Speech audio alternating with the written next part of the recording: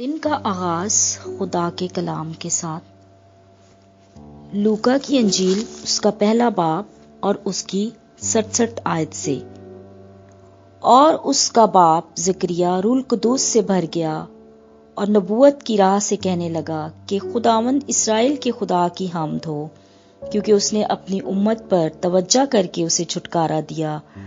اور اپنے خادم داؤد کے گھرانے میں ہمارے لیے نجات کا سینگ نکالا، جیسا اس نے اپنے پاک نبیوں کی زبانی کہا تھا، جو کہ دنیا کے شروع سے ہوتے آئے ہیں، یعنی ہم کو ہمارے دشمنوں سے اور سب کینہ رکھنے والوں کے ہاتھ سے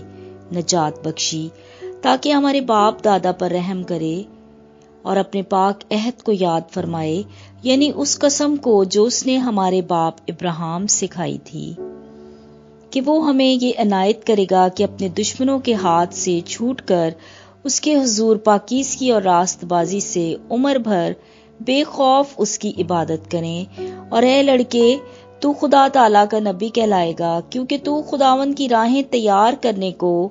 اس کے آگے آگے چلے گا، تاکہ اس کی امت کو نجات کا علم بخشے،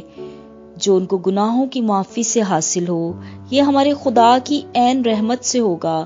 جس کے سبب سے عالم بالا کا آفتاب ہم پر طلوع کرے گا، تاکہ ان کو جو اندھیرے اور موت کے سایہ میں بیٹھے ہیں روشنی بخشے